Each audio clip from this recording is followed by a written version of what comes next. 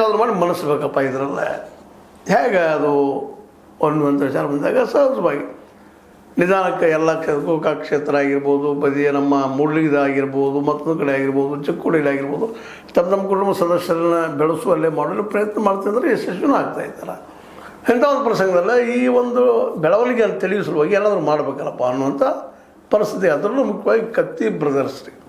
ಯಾಕಂದರೆ ಈಗ ಕತ್ತಿಯವ್ರಿಗೆ ಮತ್ತು ಜಾರಕಿಹೊಳಿ ಅವರಿಗೆ ನೇರವಾಗಿ ಟಗ್ ಆಫ್ ವಾರ್ ಬಂದು ನಿಂತುಬಿಟ್ಟದೆ ಇವತ್ತು.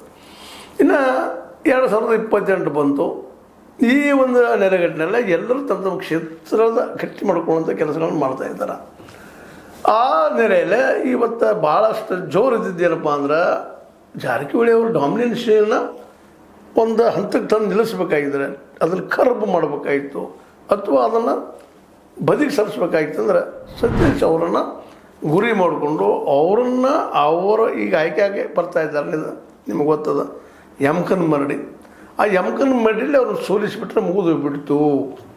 ಸತೀಶ್ ಅವರು ಒಂದು ವೇಳೆ ಸೋತ್ರೆ ಅವರ ಕುಟುಂಬದ ಒಂದು ಡಾಮಿನೆನ್ಸಿ ಕಡಿಮೆ ಆಗ್ಬೋದು ಅಂತ ಲೆಕ್ಕ ಹಾಕ್ತಾಯಿದ್ದಾರೆ. ಅದು ಅಷ್ಟು ಅಂದ್ಕೊಂಡ್ರೆ ಸುಲಭಲ್ಲ. ಯಾಕಂದರೆ ಈಗಾಗಲೇ ಅವ್ರ ಸಹೋದರರೆಲ್ಲರೂ ಒಂದೊಂದು ಕ್ಷೇತ್ರ ಹಿಡ್ಕೊಂಡು ಒಂದು ಪಾರ್ಟಿನ ಹಿಡ್ಕೊಂಡು ತಮ್ಮನ್ನು ತಾವು ಎಸ್ಟಾಬ್ಲಿಷ್ ಮಾಡ್ಕೊಂಡಿದ್ದಾರೆ, ಇಲ್ಲಂತಲ್ಲ. ಮತ್ತು ಅವ್ರನ್ನ ಸೋಲಿಸೋದು ಕಷ್ಟ. ನೀವು ಮೂಡ್ಲಿಗೆ ಏರಿಯಾದಲ್ಲಿ ಹೋದ್ರೆ ಇವತ್ತು ಬಾಲಚಂದ್ರ ಜಾರಕಿಹೊಳಿ ಅವರೇ ಎಲ್ಲಿ ಹೆಸರು ಕೇಳಿ ಬರ್ತದೆ. ಗೋಕಾಕದಲ್ಲಂತೂ ರಮೇಶ್ ಜಾರಕಿಹೊಳಿ ಅವರು ಭಾಳ ಪ್ರಬುದ್ಧ ಮತ್ತು ಪ್ರಬಲ ಅದಾರ. ಅದೇ ಕಾಲಕ್ಕೆ ಚಿಕ್ಕೋಡಿ ಭಾಗದಲ್ಲಂತೂ ದಿನಕ್ಕೆ ಡಾಮಿನೆನ್ಸಿ ನಮ್ಮ ಸತೀಶ್ ಅವ್ರ ಮಗಳು ಪ್ರಿಯಾಂಕ ಅವರು ತಮ್ಮನ್ನು ತಾವು ಎಸ್ಟಾಬ್ಲಿಷ್ ಮಾಡ್ಕೊಳ್ಳೋ ಪ್ರಯತ್ನ ನಡೆಸಿದ್ದಾರೆ. ಹೀಗಾಗಿ ಅವರು ಎಷ್ಟು ಮಟ್ಟಿಗೆ ಅಲ್ಲಾಡ್ತಾರೋ ಆ ಮಾತು ಬೇರೆ, ಬಟ್ ಆದರೂ ಹೊಡೆದು ಬೀಳುತ್ತದೆ ಅನ್ನೋದು ಒಂದು ಲೆಕ್ಕ. ಸ್ವತಂತ್ರವಾದ ಮೀಡಿಯಾಗೆ ಬೇಕಾಗಿರುವುದು ಸ್ವತಂತ್ರ ಧ್ವನಿ. ಆ ಸ್ವತಂತ್ರ ಧ್ವನಿ ಉಳಿಸಲು ನೀವು ಮಾಡಬೇಕಾದದ್ದು ಇಷ್ಟೇ. ಅದೇನಪ್ಪಾ ಅಂತಂತಂದ್ರೆ ನಿಮ್ಮ ಕೈಲಾದಷ್ಟು ಸಹಾಯ ಈ ಚಾನಲ್ಗೆ ಮಾಡಿ ಹಾಗೂ ನಿಮ್ಮ ಧ್ವನಿಯನ್ನು ಕಾಪಾಡಿಕೊಳ್ಳಿ.